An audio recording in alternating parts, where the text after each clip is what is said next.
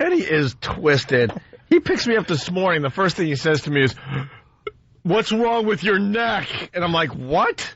Well, I don't want to tell you, but... He was just hoping that something was wrong with my neck. He was all excited, like, "Oh, I want to share in the bad news you have today." What happened? There's nothing wrong with my neck. Because I guess how I was holding my stuff as I was leaving my apartment today, it looked like I might have had a kink in my neck. He was like, "Oh, my God, what's wrong with your neck?" He was hoping. He was so excited to hear how awful it was. Kenny's a tragedy junkie. Yeah, he's addicted to tragedy. He likes being the bearer of bad news. How about a good morning? I know. How about some good news once in a while? Right.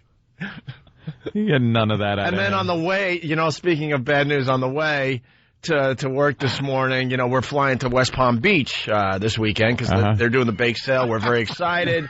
And Monday and Tuesday, we're doing our show live down there in West Palm Beach. Yeah. So he goes, "What's wrong with your neck?" And then we start driving, and he goes, "Boy, I hope we can fly Friday. It's supposed to rain."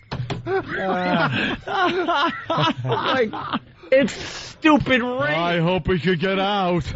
The raindrops on the plane. But see, what he's really saying is he's secretly hoping that we can't fly. Of course. And that we're all miserable in the airport for hours on end. Because he'll be, "I told you. Right. I told you on Tuesday that the weather."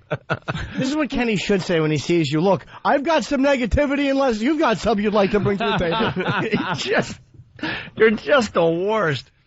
God, it's what, Tuesday, and he's already checking forecasts, hoping that something awful is heading our way. What a wet blanket. Kenny's a wet blanket. I just want to see Kenny through history.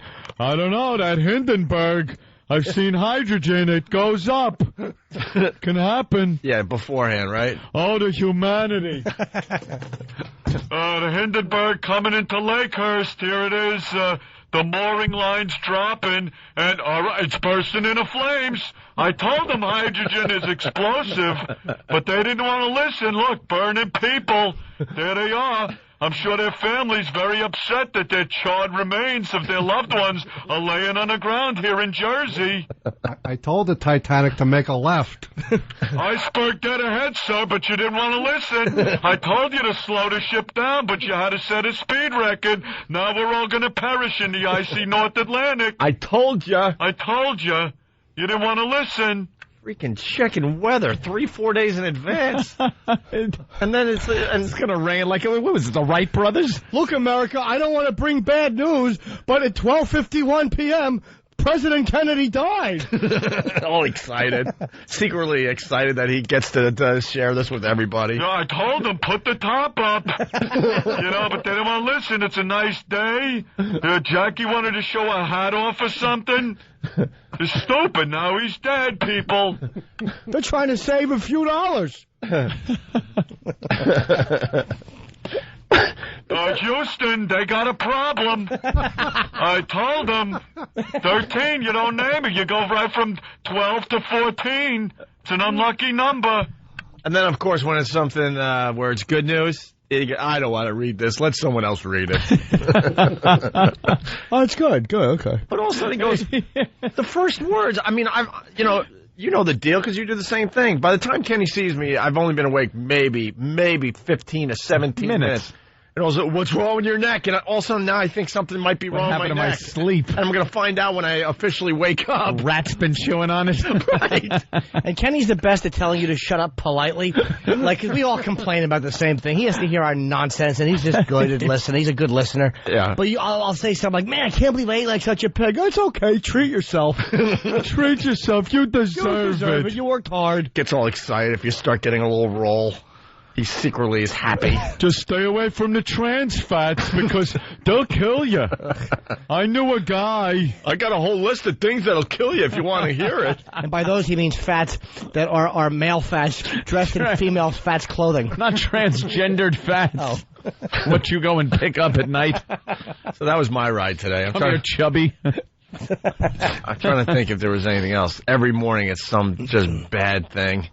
Weather's going to be bad for our flight to West Palm Beach, and and there's something wrong with my neck that I was unaware of. You do understand planes fly above the clouds?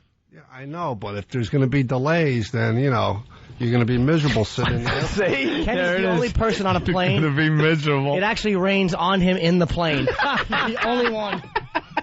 It's weather. Yeah, I fully expected it. Stewardess, umbrella, please. We could have flown out on the 10 a.m. if someone knew how to do ticketing. Oh, yeah, that one. Yeah, we've heard that one. I'm sitting in the last row of the plane. And you purposely... Because the worst one. Because he purposely does that. He's the martyr. No. He is the martyr. Yeah, the seat doesn't go all the way back. Look, Oh, no, it would. They just wonder, why is there a hole in the wall? I put my head back. I had to Like Herman Munster flying.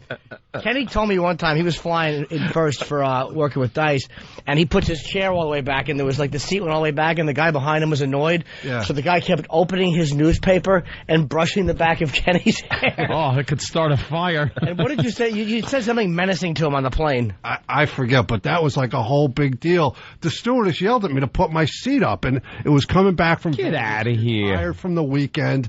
And I'm like, I'm not putting my seat up. It goes back just as far, tell him to put Have him to put his back. Because I sit in bulkheads so nobody can put their seat back. You are a bulkhead. So, and the stewardess yelled at me to put my seat up, and then the guy next to me, who was like minding his own business, I made him put his seat, because she said my seat was broken, it was going too far back. And the guy next to me, who wanted no part of the argument, I made him put his seat back to show that it went back the same length. And then the guy was so annoyed, he just kept kicking my chair and, hit me with the newspaper.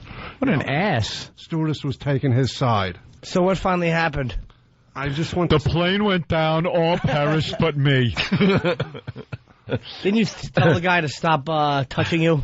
I probably did. All right, way to humiliate me. all right. That's You gotta bring up a fun Something story. menacing. I want to really. hear something menacing. No, kid, this is gentle Kenny. I don't remember. We talked I have no about it. common sense filter in my brain. All right, Kenny. Went out Thank the you. window like Goldfinger.